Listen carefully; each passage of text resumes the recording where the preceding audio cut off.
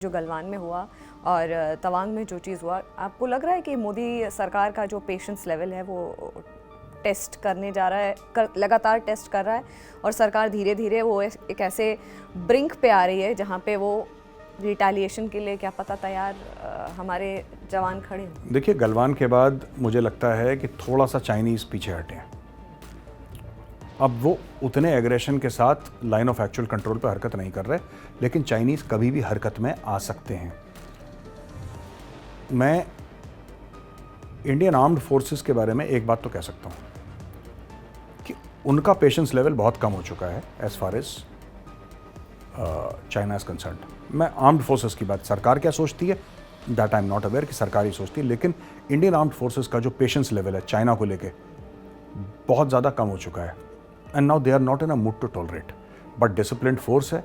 जब तक ऊपर से ऑर्डर नहीं आएगा कुछ करेगी नहीं। जिस दिन ऑर्डर आ गया ऊपर से, जिस दिन मोदी जी ने फ़ोन उठा के बोल दिया कि चलो बोल दो चाइना को गुड नाइट, ये लोग बोल देंगे चाइना को गुड नाइट।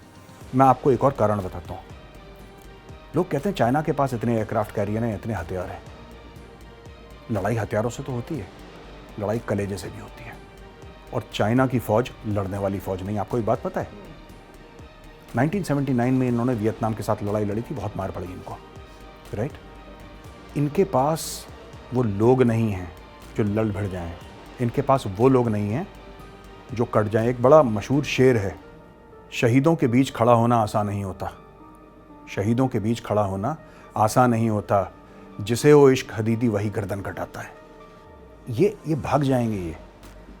ये जो इन्होंने थोड़े से इंडियन आर्मी के ट्रूप्स देखे, 30-40, ये 500 आ गए, राइट। और मैं गलवान की बात कर रहा हूँ। और इन लोगों ने सोचा कि हम लोग घेर लेंगे। जब इंडियन आर्मी का रिटेलिएशन आया तो दे वर सरप्राइज्ड। इन्होंने कई समय तक अपनी कैजुअलिटीज़ छुपा के रखी क्योंकि इनको शर्म आ गई। फिर बड़े जिसको कहते हैं झेप के बाद इन्होंने बोला कि 4 मरे थे, जबकि रशिया की इंटेलिजेंस रिपोर्ट है, यूएस की इंटेलिजेंस रिपोर्ट है, anywhere between 45 to 75 were killed by the Indian army. इनको बहुत मारा है गलवान में।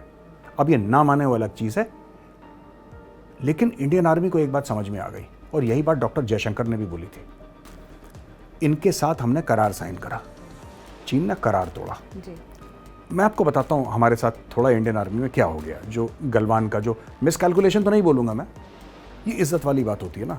मैंने बोला कि स्मृति जी ऐसा है कि ये काम हो जाएगा, राइट।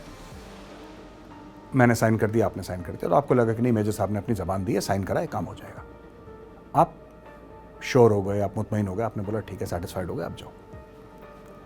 मैं वादा खिलाफी कर दूँ, आप क्या कर लेंगे?